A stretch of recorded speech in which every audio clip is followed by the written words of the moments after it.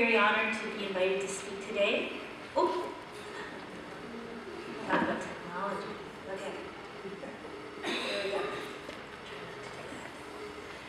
I've been a long-time fan of People for Education and was really thrilled. I think it was last year or the year before when Annie and Kelly came to visit our school. And but I'm very humbled listening today because, of course, as everybody's talking, I'm thinking of all the things that we still need to do. So I'm going to paint you a picture of our school as it is right now, and we're very much on a journey. We have come a long way, but we have a long way to go, and we have lots to learn from other schools, and we really are learning every day together, and I think that's what makes the school an exciting place to be. And I'm going to tell you a little bit about the general framework we're using to improve our school, but I'm going to focus mostly on the role of parents in our school, parents and community members, community agencies, because I think that's what has been the strength of our progress, which has been there has been a bureaucratic move to help us improve ourselves. There's been a framework imposed upon us that we actually appreciate, and I'll talk a bit about that. And at the same time, there's been a real grassroots movement for all of those involved in our community to participate in our improvement. So you'll see George Webster is what's called a model school for inner cities, and I'll talk a bit about that in a minute. When you come in our school, you see this sign, and this sign is made up of the most prominent languages in our neighborhood, but our neighborhood is changing all the time, so I'm not even sure, although this sign was made about 5 years ago, I'm not sure it would still be an accurate representation of our community. And our motto is that we're achieving together to build a better world. Now, our motto used to be, we're working together to build a better world, and one of the things that's changed at George Webster is we've really raised our expectations in terms of our own achievement and what we're expecting of our students. So one of the things that we're really proud of is that our efforts for change have involved making sure we're expecting enough and always expecting more of ourselves and of our students and of each other, and at the same time supporting all the different needs that we find in our community, which are varied. So we decided as a school, talking about technology, we did a Survey Monkey survey, and we came up with a few different mottos to improve our motto, and this is the one we decided on, because we wanted the emphasis on achievement. George Webster is a JK-5 school. It's approximately 500 students. There are more than 30 different languages represented. The dominant language would be English, and after English, there's a large Bengali, Tamil, Urdu population, and then it's pretty much shared among the rest of the 27 or 26 other languages.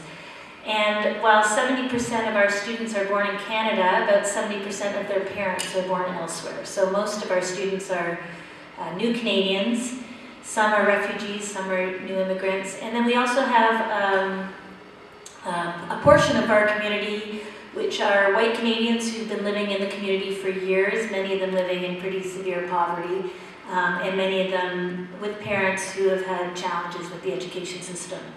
English is a language spoken in about half of our schools, and the statistic I have is that about 52% of our families are living at $30,000 or less, and another 25% at $50,000 or less. So we think that about 75% of our families are living in pretty significant poverty. And the Toronto District School Board ranks our schools on something called the Learning Opportunity Index, which shows the extent of the challenges in the communities where our schools find themselves. And we are currently number 79. The index gets refreshed every 2 years, and so it changes. A couple years ago we were number 41, so it goes up and down.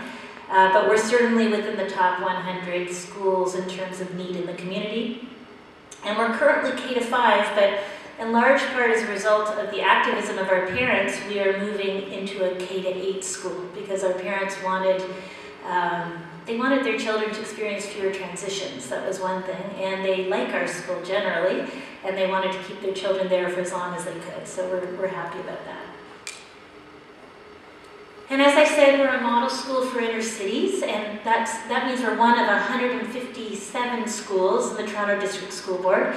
The Model Schools for Inner Cities program is the Toronto District School Board's response to what I would call egregious poverty that exists around the outer circle of Toronto. So if you think of Toronto as the U that surrounds Toronto, there's high poverty throughout the U. And all 157 schools that belong to this program are committed to these 5 essential components. So, and I'm going to talk about the first 2 just a little bit, and then the third one in more detail. So innovation in teaching and learning and in school structure. And so that's the piece where I say that a big part of what we've been doing over the last 6 years at our school is raising the standard in terms of what we're expecting our students to do, going beyond knowledge and comprehension and into the higher order thinking skills of analysis and synthesis and creation and that kind of thing. And at the same time, making sure we're meeting fundamental needs in terms of basic skills. Then there's the idea of support services to meet the social, emotional, and physical well-being of our students, and I'll talk a little bit more about that, but essentially we think about Maslow's needs and that our children can't learn if their basic needs aren't being met, but we don't see the 2 as dichotomous or contradictory. We feel that we need to support the basic needs of our students at the same time as we're giving them a very enriched program. And then the third is school is the heart of the community. Our school is somewhat isolated. It's not that easy to get to by TTC. There aren't a lot of resources nearby. The closest community center is about 1 kilometer away, and it's a big hill to get back up to our community. And so one of the things that our program has learned over the last 6-7 years is that if we want people to access resources, then we need to bring the resources to people. So that's a huge part of what our school is all about. And then I'm going to talk very briefly about the research, review, and evaluation of students and programs, because one of the things that's kind of extraordinary about this program is that we have been researching ourselves so heavily that we've been learning as we go from the data we've collected and changing as we go to try and figure out what best practices are. So, and it's not just EQAO scores, although EQAO scores are a driver, but all kinds of other measures that we're looking at to see how we're doing. And finally, commitment to share successful practice. So we spend a lot of time, our school is part of a network of 21 other schools that are geographically close to us and also dealing with the issues that arise with poverty. So we meet once a month to learn together, these clusters of schools. And we also do things like come to conferences like this so that we can share what we're learning and learn from other people. And we've had lots of international visitors as well come to our school and see what we're doing, and we learn from them too. So in terms of innovation and teaching and learning, Hirad spoke this morning. He said the most important thing is class being relatable. And that's the idea behind this theory of education that we subscribe to, which is culturally relevant and responsive pedagogy. And what that means is in our teaching and learning, what we're trying to do is make what we're doing in the classroom really relevant to the students who are sitting in front of us. So we're trying to understand who they are, what their backgrounds are, what they bring to the classroom, and then adapt our instruction to what their strengths are and what their needs are. So you see in the pictures, there's the top picture is some of our students with disabilities actually teaching the rest of the school about a theory of education called All Kinds of Minds, about different neurodevelopmental domains and what your strengths are and what your needs are. So we had a fair where the kids were teaching other kids about that. And then we had, on the girl on the left is participating in an environmental project which involves cleaning up the area. And environment becomes a huge social justice piece for us as we put together our units of study. And on the right, there's a boy who's looking at it's an exhibit about African inventors. So what we're trying to do is whoever is in front of us bringing their experiences into the classroom, and then we work collaboratively as a group of teachers to create units of study around a social justice idea, or what we call an enduring understanding. And so we do a lot of talking together, a lot of meeting together, we look at student work together, we have some common assessments so that we can make sure that we all have, we're all calibrated in terms of what we're expecting from the kids. Then there's this whole piece of support services to meet the social, emotional, and physical well-being of the students. And that happens in a whole bunch of different ways in our school. We have a parenting and family literacy center, which allows us to have access to the children in our community from age 0 to 6. And there's a parenting worker who supports the families that visit the center. And having that center has been a huge magnet in terms of bringing the community into our school. And also, we know from, we use a measure called the EDI, the Early Developmental Instrument. We know from that instrument that our students who attend that Parent and Family Literacy Center are coming into school more ready for school than parents who aren't using that center. So the other thing that we have in our school is, as part of our kindergarten registration process, we work with our local early years center, and we do the NIPASing screening, which tells us whether there are some developmental concerns, and then we hook those families up with a healthy child screening with various professionals from the community who help make sure there's intervention in place as soon as possible for students who are experiencing difficulties. We have a volunteer-run breakfast program. We call it a morning meal, so it's three different food groups. That's universal, and we have a lunch program which feeds about 200 students 4 times a week, and again, all run by volunteers from our community.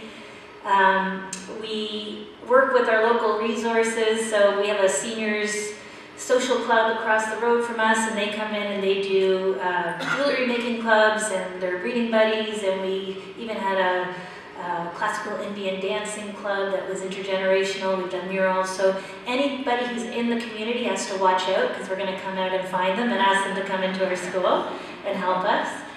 And then we have partnerships with local agencies like the Child Development Institute, Toronto Public Health, and we have them bring programs into our school. We house the programs and they bring all the expertise.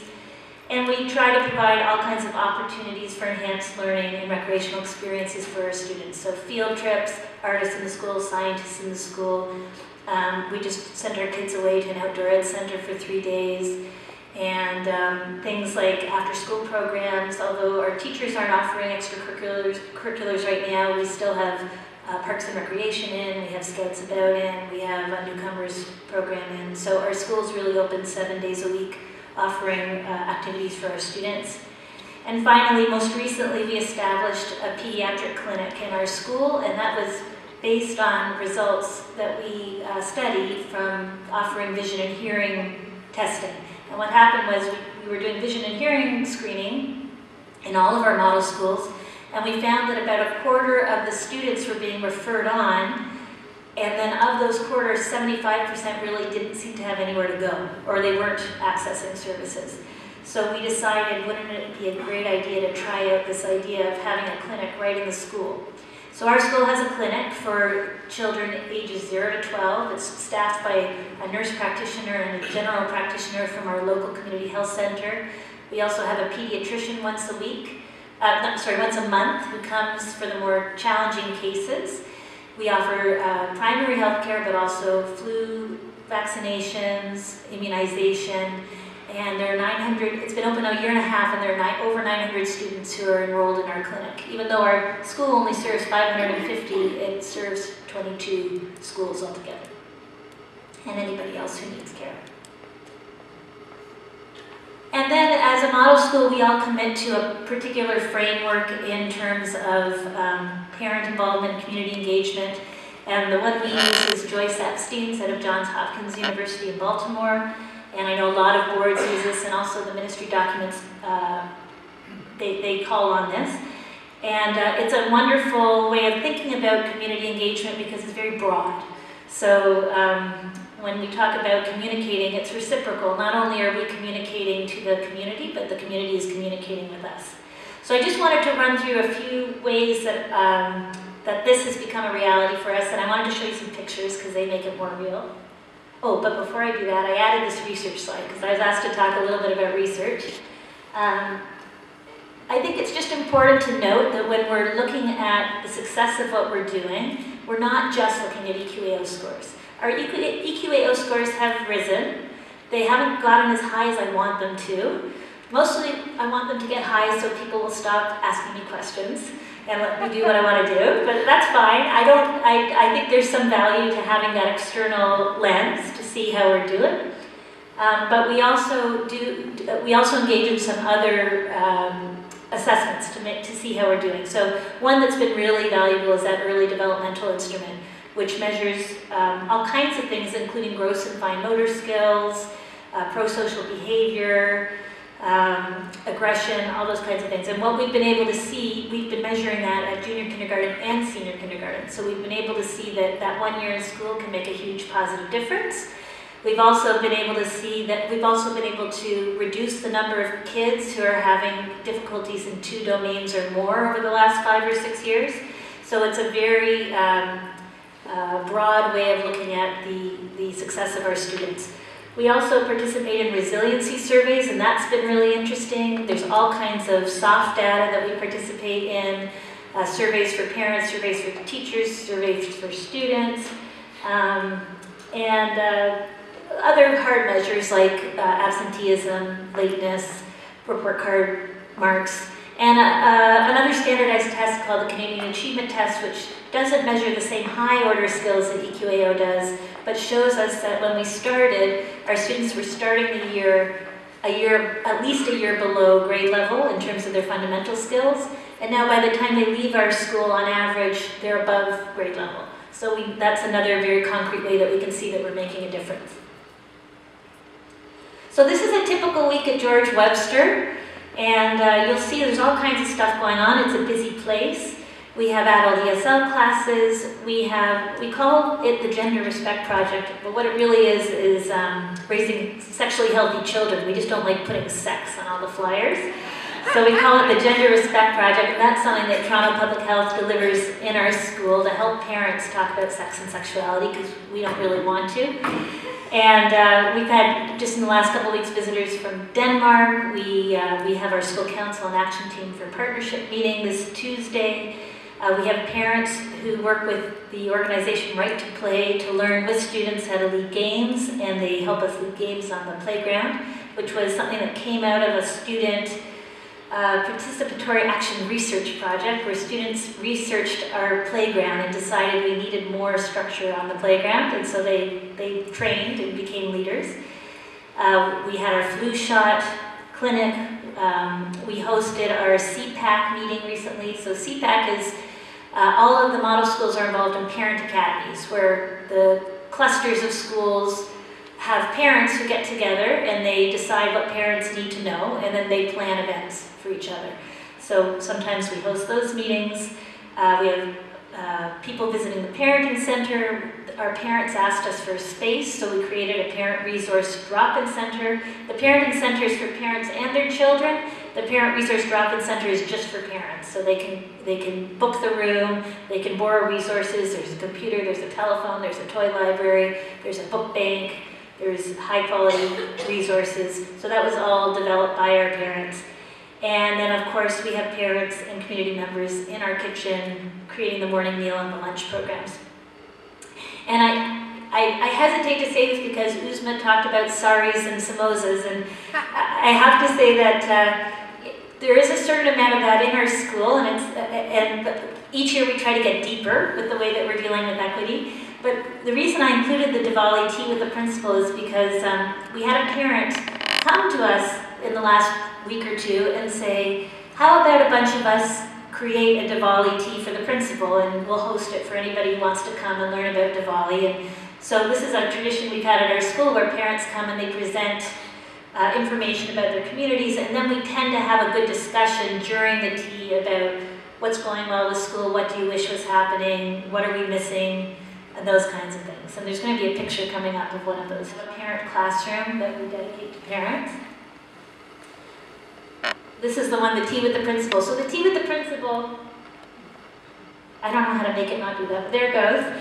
The Tea with the Principal was an idea that our community support work came up with, where parents took the leadership to present aspects of their culture, and we called it Tea with the Principal, but all the staff were invited to drop in, all parents were invited to drop in, and it facilitated some really good discussions about our school and what was needed. That developed into further exploration of the community. We released all of our staff members, not just teachers, to go out for walks in the community to find out more about what agencies were available, what were the cultures present in our community, and what were the assets of the community. And that was really powerful because it really changed what teachers were bringing into their classrooms.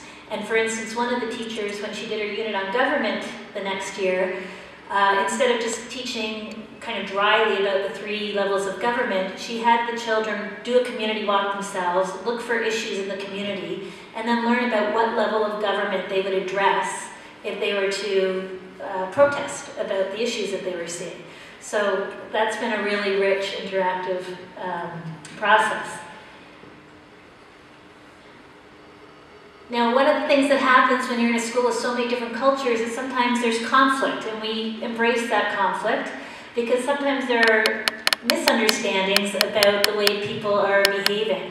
And so one of the things we started to do a couple times a year with our settlement worker and our community support worker is cultural sensitivity training. So we treat volunteerism as an entry to the workforce, a possible entry to the workforce, and we encourage our volunteers to come and get trained. And then we spend a couple hours together talking about some of the standards of the Canadian workforce, but also some of the misunderstandings that can happen around body language, around language, when you have so many people from so many different cultures. This is our kitchen. So one of the things that's really basic, seems self-evident, is that if kids are hungry, it's going to be harder for them to focus. So we do spend a lot of energy on making sure that everybody has a full belly at the beginning of the day. And then we've started this lunch program as well, which has been really great too. 4 days a week, a hot lunch. We have open houses in the evenings where we come in and we try and get parents involved in the kind of activities we're doing with students so that they can do those kinds of things at home as well. And we started doing something called Muffin Mornings, which I stole from another school I used to be at, where the parents come in just for the first 30 minutes of the day, and they either read with their kids or they do some math games with their kids, and it just is a very comfortable way for parents to enter the classroom and get some skills in terms of how they could be supporting this curriculum, because although we have very skilled parents, some of them have grown up in school systems that are very different from our own. Now, when I came to the school, there were 2 to 3 people attending school council meetings, and someone said to me, "You're never going to get more people to come to school council meetings," and it's not true, because for the last 4 years, we've had at least 15 to 20 people at every school council meeting. And we also have something called an action team for partnerships. So that's a subcommittee of the school council that looks at how can we get more people involved. So one of the things we're doing this year is all of you should know that there are parent reaching out grants, and we applied for a parent reaching out grant, which is $1,000 that you can spend on trying to engage the community. And so what we're going to do is we're going to get some of our parents who are not so involved to help us plan our event for our parent reaching out grant and to help us organize it, because we're hoping that if they plan it, they'll come to it, and then they'll help us get other people who are more reluctant to come to school into the school as well. Because even though we have way better parent involvement than we used to, there's still pockets of people in the community that we're having trouble reaching, partly because they haven't had the greatest experiences with schools in the past. And there's a parent academy that I was talking about, so parents from different schools getting together to plan conferences, workshops, different events that support parents in our various communities. And then, again, like I said, if you have anything to do with our school, then we're going to ask you to do something for us. And so here I've got a couple of different examples. We have our clinic, which I talked about. We work with Right to Play to train our play leaders. the one up on the top right is we have a couple of different partnerships with independent schools. And what happens is the independent schools partner with us, and we try to provide mutually beneficial programs where the students at the independent school are benefiting from their involvement with us, and we're benefiting from the many resources that independent schools have that we don't. And then finally, I love the story of the hockey team because we try to be culturally responsive in terms of our recreation. We have we've had cricket clubs, and we've tried to do classical Indian dancing, and whatever is in the community we try to represent. But I was talking to my head caretaker one day, and he said, I coach my son's hockey team. And I said, oh, that's neat. And he said, yeah, hockey was really important to me. He was an immigrant from Macedonia, and when he was growing up, playing hockey was what made him feel like he was really a Canadian. And of course, hockey is a very expensive sport. It's hard to gain access to if you're living in poverty. So I said, well, would you ever consider coaching a hockey team here? And he said, yeah, I would do that. And then we started, so I thought, maybe in a year or two, but what happened was it took off. So we found a couple of teachers who loved to play hockey, and our secretary was a hockey mom, and so she started buying snacks and coming to all the practices. We got all of the ice time donated, we got all of the equipment donated, and so within about a month we had a hockey school running, and we were teaching 30, 40 kids, many of whom had never been on skates before, how to play hockey. So that was the first year. The second year we actually had a hockey team, and so we were playing against kids from the beach and kids from North Toronto, and we were playing all these kids who probably go to hockey 4 times a week. But I think it was the first year, on the last day, the other school left home their best hockey players, so there would be kind of an even match, and we got a goal, so that was really exciting. And then the third year, we actually won a game. So it's been an amazing collaboration between not just the direct community of George Webster, but the bigger community of Toronto. People hear about it and they want to help out with it, and it's kind of captured everybody's imagination. So that's the kind of thing we're trying to do, is make things accessible that might otherwise not be. And I always like to end with this picture because I think it's emblematic of our school. Our school has really become, more than anything, a learning organization. And you'll see in this picture, on the left side are our kindergarten students learning how to use the computers. And, well, they probably actually already know a lot more about using computers than we do, but they're learning how to do something on the computers. And on the right side, you've got a group of moms, I think it's all moms, who are adult English as a second language learners. There's another mom standing up who's a more settled newcomer who has some better skills in technology, who's helping all the other moms learn how to use the computers. And they're all learning together. And that's really, I think, what has been the success of our school, is that we're all learning together. We continue to learn together, and we learn as we grow. So thank you.